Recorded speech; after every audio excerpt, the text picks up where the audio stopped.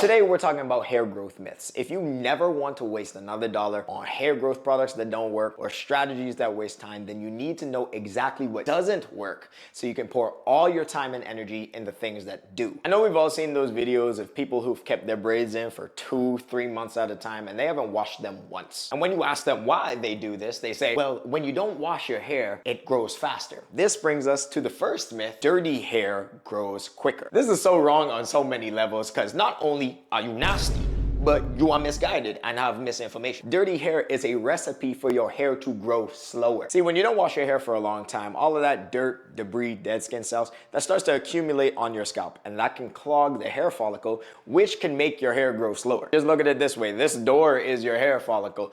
If I shut that, how am I supposed to get through it? You know, you like when I do all the theatrics and I make it very visual for you. I could be a teacher. And while leaving those protective styles in your hair can help when it comes to your hair journey, it's not the dirt that makes your hair grow faster. It's the lack of over manipulation. It breaks my heart that this is such a common mistake, especially for guys who are just starting to grow their hair out. And I get it. You think you're helping the process, but you're actually making the situation worse during the stage where presentation is everything. When you are in the awkward stage, you need to be doing everything in your power to make sure you look put together. And I'm not even just talking about washing your hair at this point. Your clothes and even your accessories can be the difference maker. Take something as simple as the belt you wear. Like, look at this. I'm trying to grow out some of my thinning hair right now. Do you think this is doing me any favors? It's all tattered, the leather is ripped up to shreds. Just holding this, I feel like I'm losing aura. That's exactly why I switched to these Anson ratchet belts, because I care about those little details in my look, and you should too. Anson uses this micro adjustable track system, so you get the perfect fit every single time. You get 32 adjustment points instead of these holes. Whether you just had a big meal or starting your fitness journey,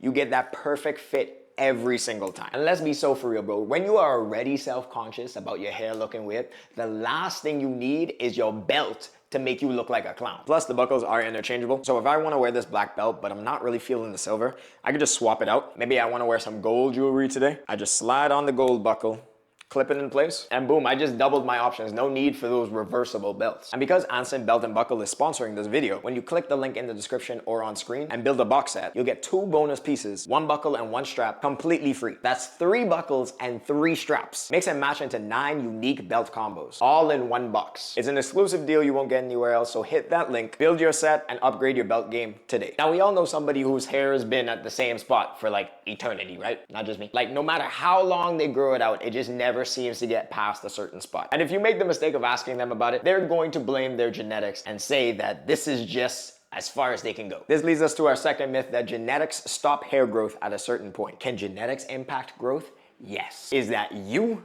No. Most people see hair growth as one component, the actual rate that hair grows out of your head, but it's really 2. There's the rate that grows out of your head, and then there's length retention. How much of that hair you're actually keeping. Because if you're having this problem where your hair is not growing past a certain length, and trust me, I had the same problem too, especially when I was in like high school, but I guarantee you that is not actually your genetics. Most of us have a problem with breakage. That's the ends of our hair snapping off. The reason you don't see growth is because the rate that you're breaking off the ends of your hair is higher than the actual hair that's growing out of your scalp. 9 out of 10 times, it is not your genetics, it's the fact that you have bad habits when it comes to your hair. And if you really want to solve that, then you need to build a routine around length retention. If you need help with that, check the pinned comment. Now, have you ever been walking through the hair aisle and just felt completely overwhelmed by the amount of products that are screaming 4C only? You grab an expensive bottle because they're all expensive, and you think to yourself, finally, I found the holy grail of hair products, and then you start to use it and your hair feels completely the same. And this is my problem with the hair chart. It has everyone thinking that they can only use a product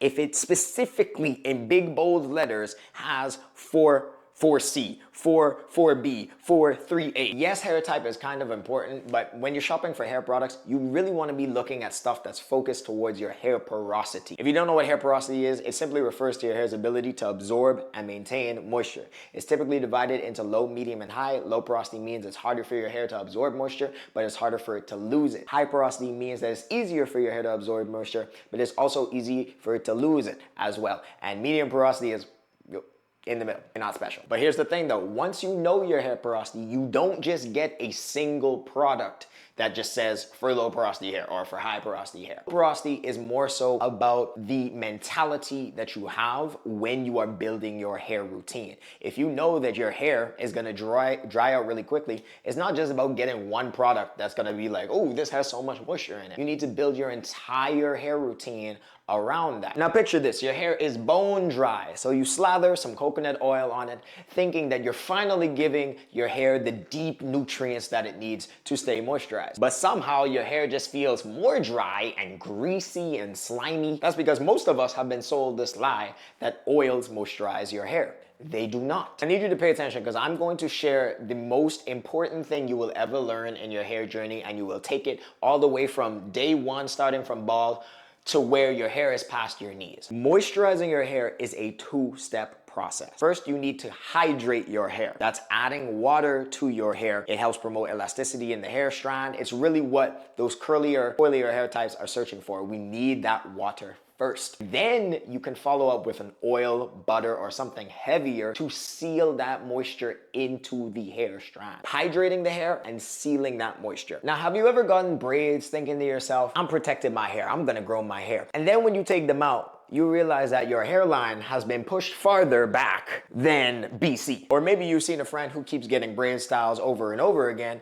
and slowly but surely, those edges are getting thinner and thinner by the day. That's because we've been believing the biggest lie in men's hair care altogether, that all braids are protective styles. In fact, many of these styles can actually ruin your hair, and that's the situation that I've been in, but let's kind of explain what really makes a protective style. These are low tension styles that tuck away the ends of your hair and limit manipulation. Those styles that put an endless amount of tension on your scalp, leave the ends of your hair out, or require a bunch of heat before you are even able to put them in, those are not protective. Two-strand twists, box braids, low tension versions of cornrows and flat twists, those styles are your best bet. But if you are getting braids so tight that you can't even blink, that's a problem. I definitely fell for this myth last year when I really wasn't taking care of my hair, and that has put me on a journey to fix that area. So that's a whole nother problem that I have to deal with.